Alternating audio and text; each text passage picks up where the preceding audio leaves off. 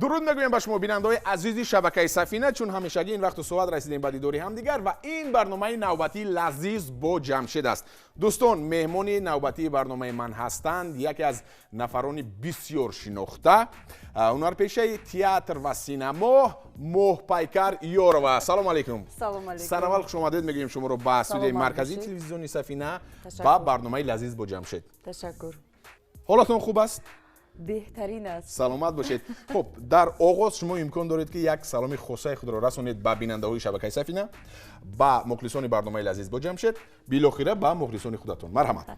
سلام به همه مخلصان دوستداران برنامه لذیذ با جمشید. سلامت و باشید. من نیز моҳпайкар هستم در مهمانی این برنامه، چون این برنامه رو هر هفته روز یکشنبه تماشا میکنم و از آن غذاهایی که جمشید جان با هر یک مهمانش آماده میکند از آن باز هم لذیذتر میشوم. خیلی خوب. در آغاز برنامه دوستان الکی وعده های بسیار خوب من باری کامل دارم که امروز یک خوراک بسیار لذیذ آماده میکنید شما моҳпайкар و در برابر این من به شما کمک میرسونم.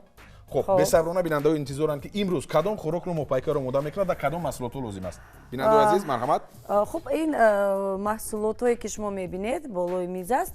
این قفس سینه مرغ. بله. خب کارتوشکا، بلغاری. بله، قلمفور بلغاری و زنبوروغ. زنبوروغ دوستان عزیز. و خب این محصولات های اساسی هستند که در خوراک ما استفاده میشوند و همچنین نمک، خب قیمق و مرچ، زیره، اینها هم استفاده برده خب که های خوشبوی کننده. البته دوستان عزیز الکی از آغاز من باری کامل دارم که یک خوراک لذیذ می آید، چون من بارها تکرار کرده بودم باز تکرار میکنم که مهمانان برنامه ما خوراکای بسیار لذیذ آماده میکنند و من راستش رو در آخری برنامه میگویم که لذیذ هست یا نه. انیق میگوید. انیق میگویم.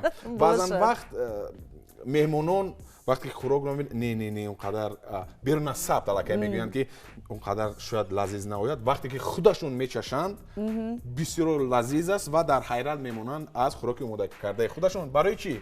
برای اینکه در اینجا مهر و محبت است، البته صحبت های گرم و صمیمی است، البته شوخی است. از همین لحاظ من فکر میکنم که امروز نی خوراک ما میدونید جمشید جان، فکر میکنم هر یک غذایی که وقتی که تو آماده میکنی تیار میکنی باید با مهر و محبت اون رو تیار کنی. البته بعد باید لذیذ میشود. خیلی خوب دوستان، وقت رو زیاد نمیگیریم، سخن رو زیاد نمیکنیم. بعد از یک وقفه شروع میکنیم با آماده کردن این خوراک بسیار لذیذ. برو همراه باشید. моҳпайкар از چی شروع میکنیم؟ من باید چی رو به شما کمک رسونم؟ کدام جمشید جان شما اول همین قفس سینه مرغ رو گرفته. مایلش شما؟ من حتما کارتوشکا رو به عهده میگیرم. خب من این رو دوستان عزیز با من فقط گویید که چگونه باید ریزه کنم. یک اول شما از بین این رو خب برید. میبرم از بین. خب بریدید. استخوان ندارد؟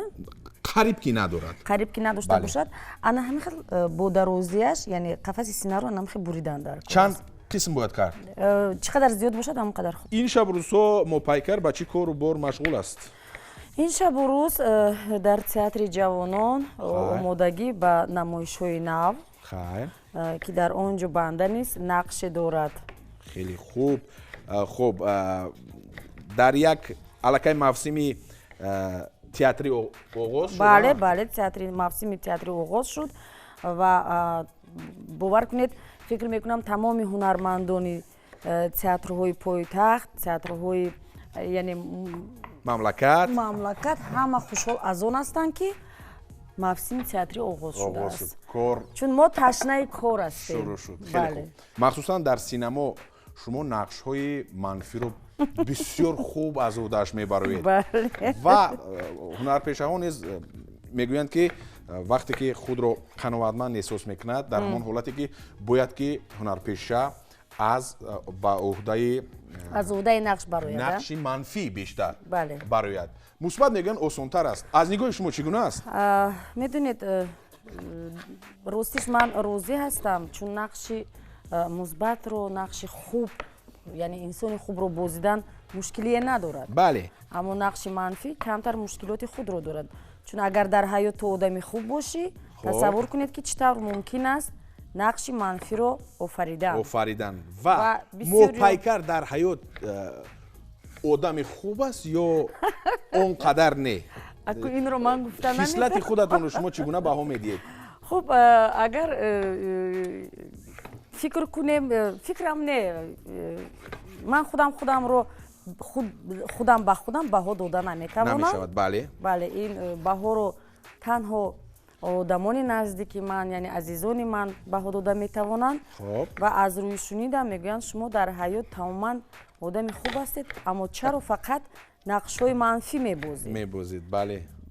Чаро? Медонед, як ҳунарманди Болливуд, хоб, Анупам, не, он кас фафтидагӣ ҳастанд дар бисёр филмҳои ҳиндугӣ, он кас фақат нақшҳои манфӣ мебозиданд. Аммо дар ҳаёт бениҳоят инсони шахси хуб шумо ҳамон дар нақши мугамбо бале. чӣ қадар резидам шумо гӯед? Резид ман ба шумо мегӯям, рехтан гиред уле. ин баланд шуд. Пастар мекунем? Пастар кардам, кифоя. Аку инаша? Хоб, инаш ба? Инаш ба ем резид.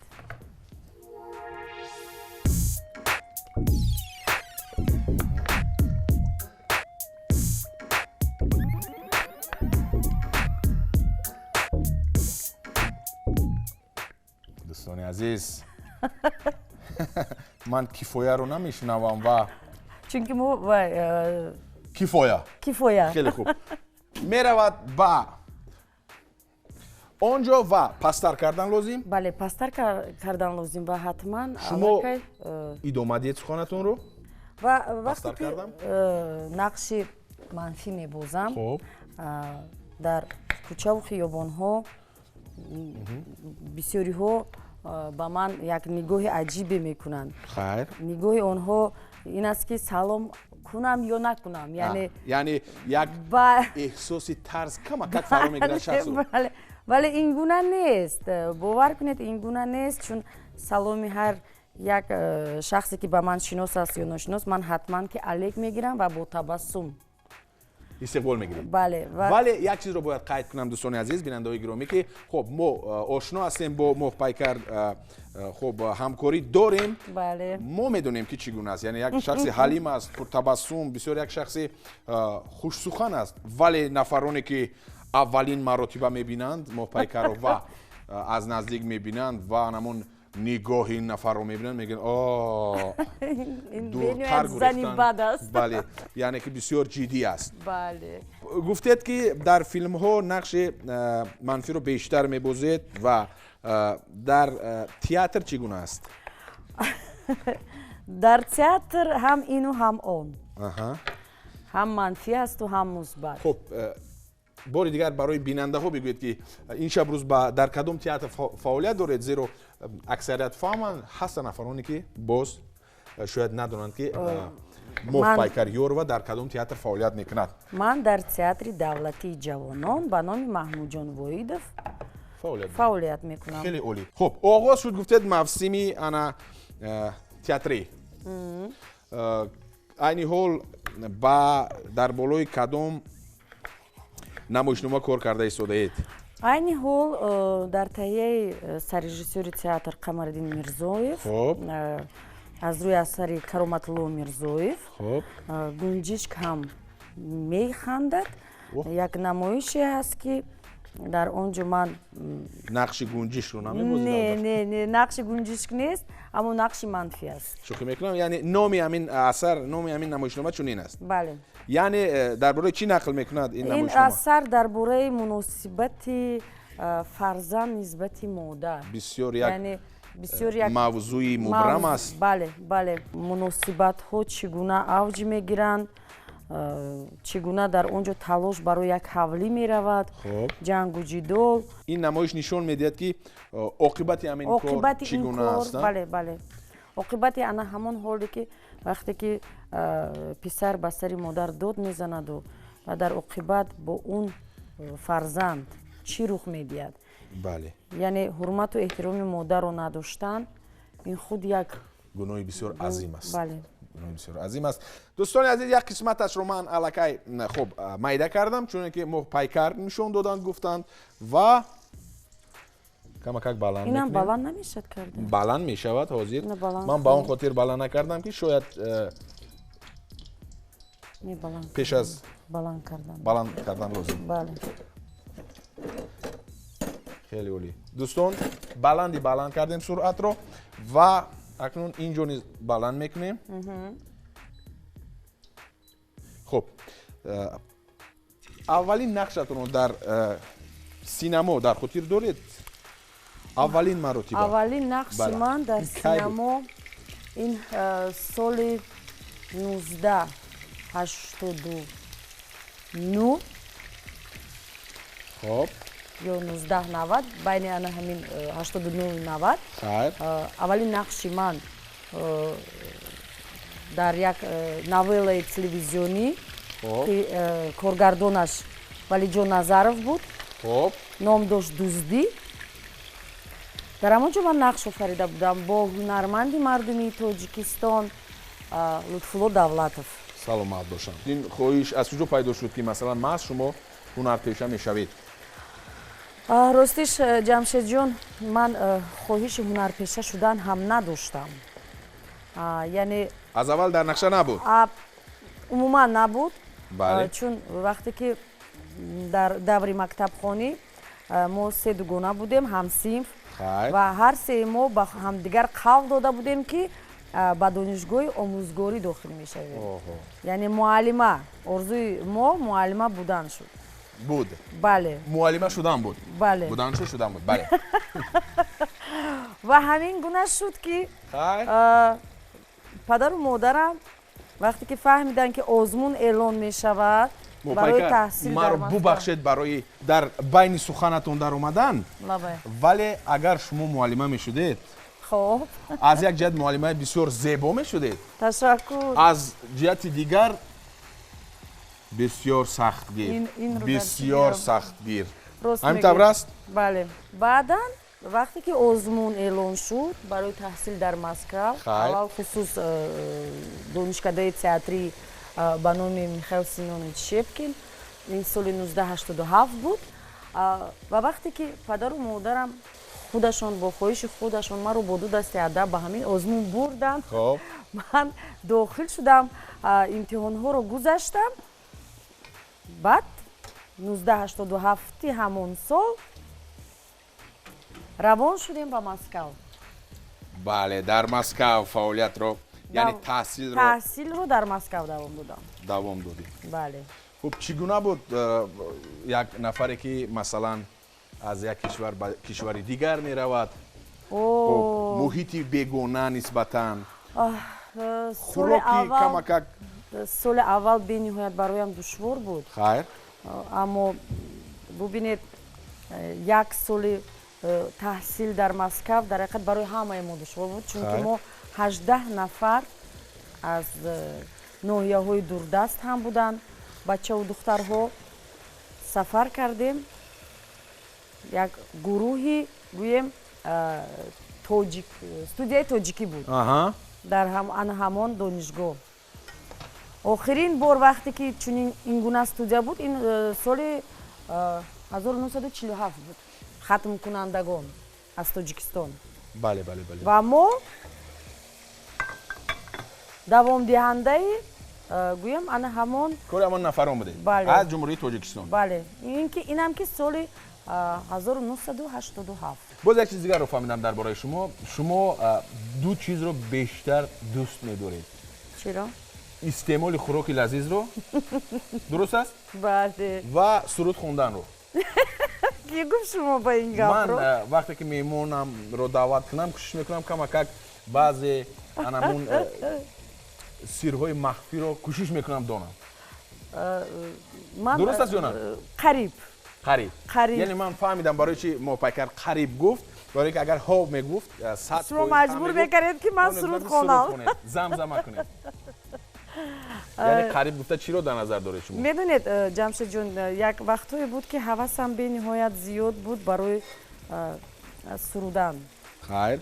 аммо баъдан ҳушу хаёлам доимо вақте ки барои образҳои яъне чи синамо чи театрӣ бошад нақш офаридан, хайр банд шуд дигар сурудхониам як тараф шуд.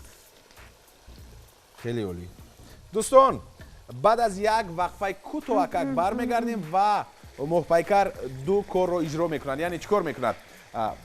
аввал замзама мекунад як суруди ба дилаш наздикро ва дуюм мегӯяд ки кадом хӯрокҳои лазизро дӯст медорад. моро ҳамроҳ бошед, баъд аз як лаҳзаи кӯтоҳ бармегардем. дӯстони азиз, ташаккур ки бо мо пайвастед, ташаккур ки бо мо ҳастед. он нафароне ки навакак ба шабакаи сафина пайвастанд, бори дигар мегӯям ки шумо барномаи болаззаттарини шабакаи сафинаро тамошо доред. меҳмони ман ҳастанд моҳпайкар Ёрова. дар баробари шунидани ин ном аллакай шумо мефаҳмед ки сухан дар бораи кӣ меравад. чӣ кор кардем то ин дам? ман мурғро пурра майда кардам. пурра табъи дили моҳпайкар не, вале ба ҳар ҳол гуфтанд ки мешавад. моҳпайкар чӣ кор карданд? картошкаро майда карданд, аллакай пухта истодааст ва дар он ҷо мурғ аллакай як қисмаш тайёр шуда бирён шуд. хеле олӣ. камакак анам хел мекунем ки боз насӯзед дар барномаи лазиз. ман омодаам ки инро бар дӯши худ гирам ва шумо замзама кунед аз аламон суруди бисёр ҳам табъи дилатон 4 мисра зиёд не. чӣ гуфтед? марҳамат. маро дар хиҷолат мемонед. ман фикр мекунам ки шумо аз уҳдааш сарбаландона мебароед. картошкаи мо хеле пухта бошад, суст алоба. сустар аст? ман фикр мекунам ки баъд аз шунидани суруди шумо картошка ба ваҷд меояд ва мегӯяд ки ман бе дар андохтани дек ман пухтаам, бирён шудам. хоб ин бисёр ҳолатҳои кам аст вақте ки моҳпайкар камакак дар ҳолати ногувор қарор мегирад. агар дар ин ҷо ягон нақш бошад, аллакай зудакак аз удааш мебарад. хоб наку ман бояд дар фикр занам ки ба ёдам ояд. яъне бештар кадом сарояндаҳо ба шумо писанд аст? мард бошад, зан бошад, дохилӣ бошад, хориҷӣ бошад, фарқ надорад? ман бештар гугушро дӯст дорам. гугуш? бале. аммо медонед, як дӯсташ медорам, оҳангояшро гӯш мекунам, аммо вале сароидани сурудҳои гугуш бисёр бинед. гугуш баъзе нафарон ҳам бо амин оҳанг сухан меронад. баъзан ба баъзе нафарон зебанда аст амин. вале ман фикр мекунам ба ман он қадар набуд. гугуш медонед мегӯянд ку.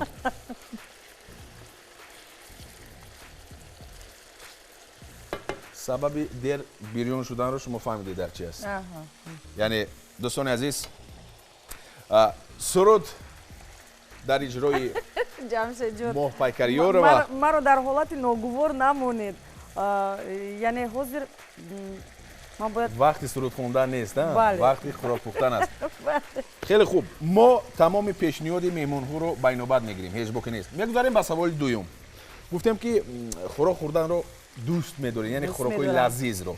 бештар кадом хӯрокҳоро шумо дӯст медоред? ман бештар истеъмолашро мурғро дӯст медорам. яъне гӯшти мурғ? гӯшти мурғро дӯст медорам. яъне хӯрокҳое ки аз мурғ омода мешавад? бале. не, аз мурғ мисол мешавад, яъне хӯришҳо мешавад. лекин ман аввал хусус анамин қафаси синаи мурғро зиёдтар дӯст медорам. хеле олӣ. чун ин медонед барои ман ҳамчун ҳунарпеша бисёр кӯмак мерасонад. аввалаш ки камакак парҳезӣ аст, дуюмаш ки ғизонокияш камтар аст, симаш ки болаззат аст. чӣ мегӯянд? холестерин. бале. холестеринаш камтар аст. хоб ва аз ҳамин сабаб намедонам, мурғро дӯст медорам, гӯштро ҳам дӯст медорам. гӯшти опас, гӯшти мурғро дӯст медорад. дӯстони азиз, моҳпайкар ва нашавад паго ҳамихе ман ба як мурғҳои Файзобода биёрана. мебиёрам, ман фикр агар яке ман буду ягон мухлисам аз Файзобод бошад, гӯяд ки апаҷон منم مرغ‌های فیض‌آباد و شما درست‌تر بگید که شما گوشت مرغ رو دوست می‌دارید. گوشت مرغ رو دوست می‌دارم. نه اینکه نفرانی که خصلت همین جانور رو دارد نه. نه. نه. همین بسیار مهم است دوستان عزیز. همین بسیار مهم است و خوراک نام ندارد. خوراک نام ندارد. برای چی نام ندارد؟ این خوراک؟ بله. برای که می‌دونید این تخیلی خود شما. بله بله من دیده بودم که با قفس سینه مثال تیار میکنن با هزار یک چیز دیگه در ترکیبش هست اما من یعنی اینگریدینت هایی که هست خودم یعنی خواهش کردم فکر کرده برآوردم چون حاضر وقتی که ما قفس سینه رو تیار میکنیم میگذاریم به زنبوروغ رو بله بیریون میکنیم پس اون قایمق میریزیم بله قایمق میریزیم بعد وقتی که همه اون تیار شد این رو در بالای زنبوروغ و قایمق یک جای شده از بالای شما چون نقل کردید که من الکی تصور کردم چگونه است این حالت و کارتوشکا باشد این برای همچون گارنیر می شود. خب بیشتر برای استعمال کردن خوراک‌ها گفتیم کوشش میکنید از کدام خوراک‌ها دوری جویید از کدام محصولات بیشتر نسبتاً پرهیز کنید یعنی وقتی که در ترکیبش روغن بی‌نهایت زیاد است من خوردن نمیتوانم من دوست می‌دارم وقتی که القطویی که یعنی شوربو خام شوربو خوراک یکم بله خوراک یکم من خام شوربو رو دوست می‌دارم خام شوربو با گوشت گاو وقتی که چنان با مزه میپزن در مرکه ها در همون آتش چی میگویند بله در تفدون نه بله آلوبی وقتی که میشود که زوم قطی بسیار یک لذت خاص خیلی خوب من برای کامل دارم که خوراک ما نیز بسیار لذیذ میآید و یک چیز رو دیگر رو من درباره شما فهمیدم مشاهده کردم خب نوارها رو دیدم من باوری کامل دارم که در بعض نقش ها وقتی که نقشی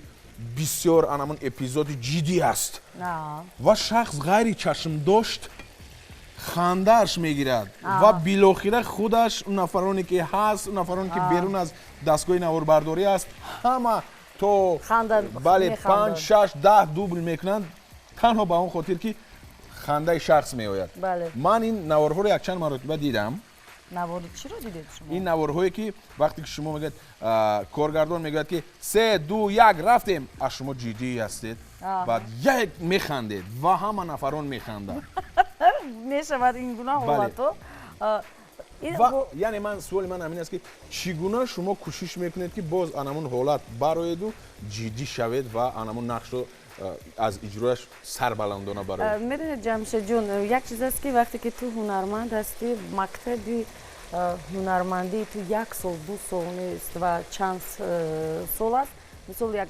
12 13 سال است میآموزی میآموزی از هنرمندای بزرگ از هنرمندای کلانسال یعنی من تا حال میآموزم که در سینما و در تئاتر چگونه نقش آفریدن در کار که از انا همون حالت نبروید هم در تئاتر میشود این گونه حالت ها وقتی که پارتنرت سخنش رو فراموش میکند همراه تو شریکت تو مجبور هستی پشتت رو گردانی بعد با چشم به من نگاه کن گفته ایما و اشاره این هم یعنی یک راهی از حالت برآمدن است بله در سینما باشد اگر نقش جدی باشد این کمی دشوارتر است خب چون ما وقتی که در فیلم فرشته امید خطلون سینما یعنی در خود شهر بختر این فیلم رو به نوار میگرفتن و در اونجا من عبیدالله رجبов نظیرمت موسویف زلخمار ابراهیمова یعنی هنرپیشه‌های بسیار برجسته کشورمان وقتی که در اونجا یک حالتی میشود که استاد عبیدالله چی سخن میگویند باور کنید وقتی که کارگردان میگوید یکم دوبل میزنن در خلاپوشکا و ما کار سر میکنیم بعد همون سخن استاد آغاز میشود با خنده یعنی وقتی که سخن جدی است ما میخندیم خب همه آرام میشود باز یکی همین چشمانی استاد با نگاه میکنیم باز خنده سر میشود. واقعا هم. واقعا یعنی من فکر میکنم که به هر حال شاید از جهت وقت خلال رسوند این حالت، ولی به هر حال خوب است. همون روحیه یا همون محیط دیگه گونه میشود. بله. خرسندی است، خوشنودی است. خیلی میدونید شیرین و خاطره های شیرین. خب خاطره های شیرین گفتید. خب در طول این قدر سال فعالیتتون هم در تئاتر هم در میدونید برای چی سوس شد؟ برای که شما سرود نخوندید. باور کنید من هم فکر دوستانی عزیز ببینید چی گونه شد. عموما خاموش شده است. اینم معنی اون رو دارد که محپیکر سرود نخوند، چون از عهده سراییدن سرود خواندن خیلی عالی میبراید. این چیز رو باید من قید کنم. نه من بودو یکی سرود نخونم که بعد پگه تکلیفات زیاد شود. بله سلام علیکم اپای محپیکر. سلام علیکم. بله ما توی داریم. شما چند پول است خدمتتون؟ حقی خدمتتون راست این حالت ها نیز میشود. سه هنرپیشه دوست داشته شما، یعنی سه هنرپیشه بهترین نی تاجیک، فقط مرد یا زن فرق ندارد، مرد باشد یا زن، گذشته باشد یا حاضره، فرق ندارد. خب عطا محمد جونوف بشبه عطا محمد جونوف. خب توفا فوزیلова. خب و البته که قربانی صبیر. آفرین. واقعا هم نفرانی هستند که بسیار در سطح عالی نقش آفرینی میکنند و خب شرف تاجیکستان رو بارها در همون عرصه بین الملل برداشتن. بله. در همون فستیوال هایی که فستیوال های تئاتری که میشود، کینو فستیوال ها. برمیگردیم اکنون میگذاریم به هنرپیشه های خارجی. مثلا هنرپیشه های بیاد زیادتر میکنیم صفحشون رو، با اون خاطر که در اینجا داخل میشود هنرپیشه های روسیه، هالیوود، بالیوود، روسیه. خب فقط سه کس رو من تمام دنیا، یعنی من گفتم که با 5 میرسونیم شماره رو، زیرا در اینجا هست تمامی. بله. خب از هالیوود البته که الپاچینو. از هالیوود الپاچینو. از بالیوود من در حقیقت هنرشون رو به نهایت احترام میکنم، چون ارزنده هستن. امیتاب بچن. من گفتم دوستان عزیز امیتاب بچن گفتم. خب خیما مالینی یعنی نیکول کیدمان. خب و از روسیه باشد. در روسیه هم به نهایت اکتورانی مشهور زیاد هستند. خب یکیش یوری سالومین. خب اینا چوریکова. Анастасия Ветлицкая. Яна Чурикова. Ина Чурикова. Яна Чурикова فرزندش دخترش. بله. فهمو. یعنی شما نفرانی را گفتید که خب نسبتا مکتبی خیلی بزرگ دارن. و میدونید جمشید جون، من به نهایت فیلم تماشای فیلم رو به نهایت دوست می‌دارم. یعنی یک شغل دیگری شما این تماشای فیلم است. بله، چون در خانه هم به نهایت خب تکنولوژی پیش هم رفته باشد، اما من فیلم رو به راحت دیسک خریده تماشا میکنم. بله درست است، خیلی عالی. یعنی فیلم های از این برمیاد که فیلم های پیشتره رو شما زیادتر میپسندید. بله. خب از و می‌آموزم از اونا. خب از اروپا اگر گوییم مثلا ژرار دپاردیه، ژان رنو، این نفران چی؟ اینو هم دوست می‌دارم. ژان رنو رو زیادتر دوست می‌دارم و پیر ریشار. هنرمندی مسحکوی است و خیلی هم جالب است. تا اگر انمون فیلم گرچه که ببینید که زیاده از 30 سال شده باشد، 40 سال شده باشد، ثبت انمون فیلم های بسیار خوبشون. بله. تو حال فیلم نیویزوچی هست. بله. فیلم هست اوکول زونتیکا. بله. الکی گذاشتند با قلمپور بلغاری. محپیکر. لبای. و اول سرخ انداختید، یعنی سرخ سبز فرقی نداره. فرق نداره. خیلی عالی. خیلی عالی. و دوستان عزیز قریب که همه محصولات ما آماده شد و بعد از یک لحظه برمیگردیم و باز میبینیم که چی میشود. راستی من خودم نیز نمیدونم که خب چگونه صورت مییابد. بعدا باز این خوراکو یک جویا کرده میشود. چگونه میشود؟ مرا همراه باشید، حتما خواهید دید. این برنامه لذیذ با جمشید است از شبکه سفینه. اکنون بینید که این زیبایی ها به اختیار اشتیای شخص رو میورد. این الکی معلوم است و رسید اون لحظه که با لالی میگیریم این رو به طور خود زیبا آرایش میدیم و بعدا میچشیم. خب میرویم؟ برای شما چی لازم است؟ من میدونم چی لازم است. خب لالی لازم است. مرحمت. خب لازم است شوخینچه. درست قید کردم؟ بله. مرحمت. خب دوستان عزیز، من خلل نمیرسونم.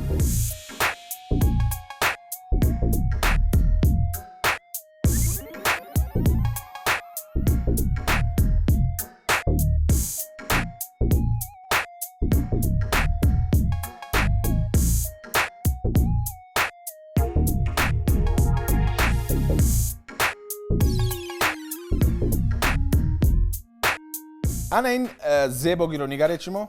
بالاخره پره خب آرا و تارا دادند. با محصولات هایی که ما بریون کردیم پختیم. من کمک کردم انیقترش. موهپایکر بریون کردن پختند و بعد از یک لحظه کوتاه میچشیم با همراهی موهپایکر و میگوییم که چگونه مزه و لذت دارد دوستان.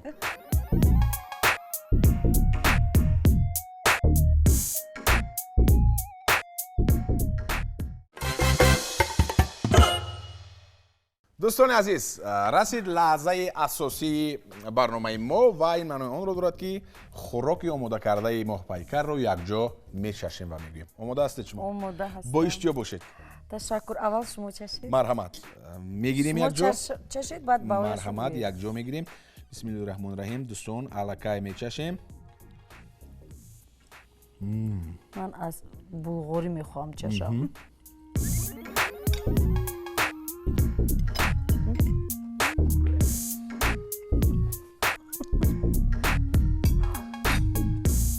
واقعا هم باور کنید وقتی که شما بلغاری رو زودک 10-15 ثانیه گرفتید یک لحظه به خود خاص کسب کرده است. بسیار لذیذ. از مرغش من چشیدم، از بلغاری،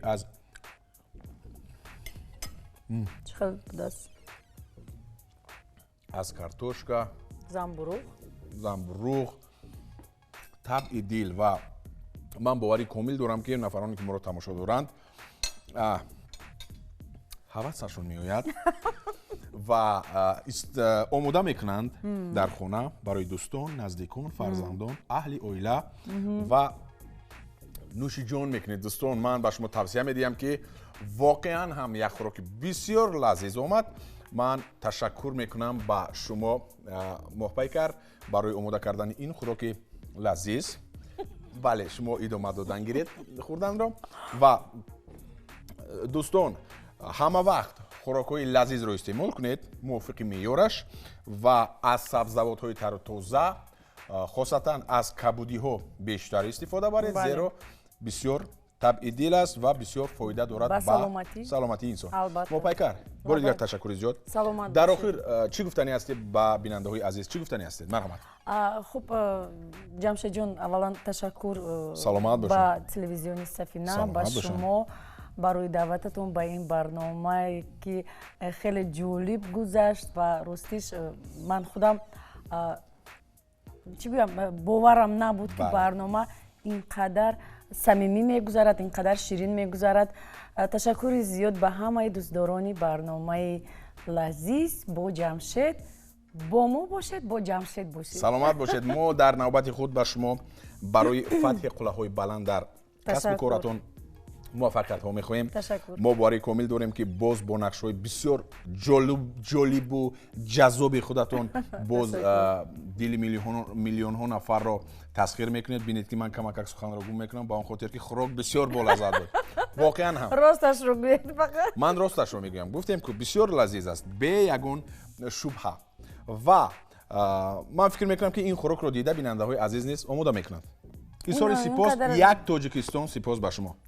بیننده‌های عزیز، اینجا باشد برنامه نوبتی لذیذ با جمشید با آخر میرسد. تا دیدار نوبتی همیشه خرسند باشید، سالم باشید و خود و نزدیکانتان را احتیاط کنید. همش خوب میشود. خیر دوستان.